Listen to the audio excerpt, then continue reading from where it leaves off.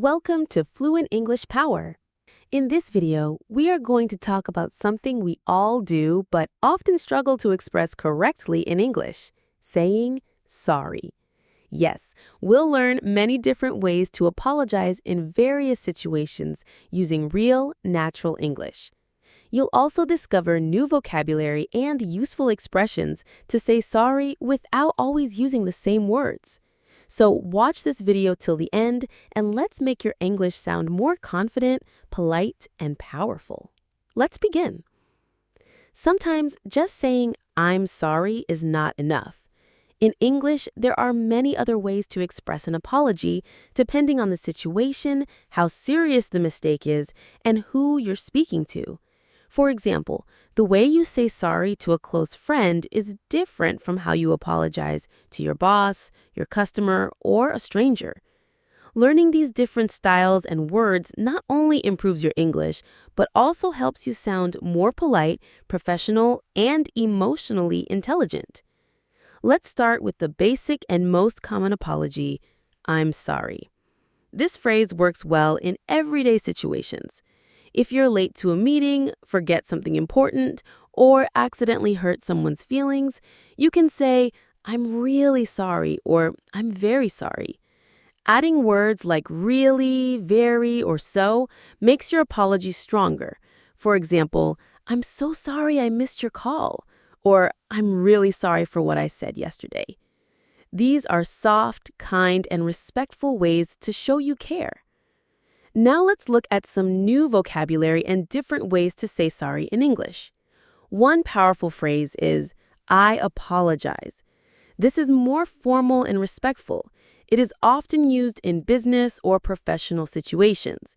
For example, you can say, "I apologize for the delay," or "I sincerely apologize for the mistake." When you want to show deep regret, use phrases like, "I deeply regret," or "I truly apologize."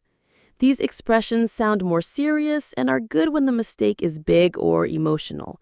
For instance, "I deeply regret hurting your feelings," or "I truly apologize for my behavior at the meeting." In casual or friendly conversations, we often use short, relaxed phrases. One common expression is, "My bad." It means it was my mistake, but in a very informal way. For example, if you forgot to reply to a message, you can say, "Oops, my bad, I completely forgot." You can also say, "Sorry about that," or "Oh no, I messed up." These are great when the mistake is small and the mood is light. Sometimes you want to apologize politely without saying the word sorry. For example, instead of saying, "Sorry I'm late," you can say, "Thank you for waiting." Instead of "Sorry for the delay," say, "Thank you for your patience." These are positive phrases that still show respect but don't repeat the word sorry too much.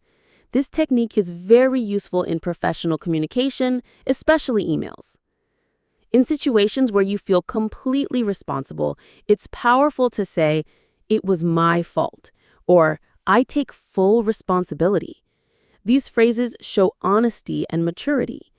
You can say, "It was my fault that the file was not sent on time," or "I take full responsibility for the mistake." These are not just apologies. They are ways to rebuild trust and show leadership. Let's now learn a few advanced vocabulary words and phrases to use instead of sorry. You can say apologies as a short and professional word. Example, apologies for the confusion. Pardon me is another polite phrase, often used when interrupting or making a small mistake. Example, "Pardon me, may I come in?" "I messed up" is an informal way to admit a mistake. It shows you're being honest. "I owe you an apology" is a more emotional way to express regret. You can say, "I owe you an apology for not being honest." "Please forgive me" is very humble and soft. It is used when the mistake has hurt someone deeply. For example, "Please forgive me for not being there when you needed me." When you say sorry, it's also good to offer a solution or try to fix the problem. You can say, "Let me make it right," or "How can I fix this?" These phrases show that you don't just feel sorry, you want to take action and improve the situation. In English, action matters as much as words. Another tip is to use the right tone of voice and body language when saying sorry. Even the best words can feel empty if your voice is cold or your body shows no emotion. Look into the person's eyes, speak gently, and use words that match the situation. This makes your apology feel honest and sincere. In customer service or team communication, sometimes we need to apologize as a group or company. You can say, "We apologize for the inconvenience," or "Our team is sorry for the experience you had." These are useful for email replies, company statements, or professional discussions. So, now you can see saying sorry is not just about using one word. English gives us so many ways to express regret, show empathy, and maintain good relationships. By using the right words for the right moment, you can sound more fluent, respectful, and confident.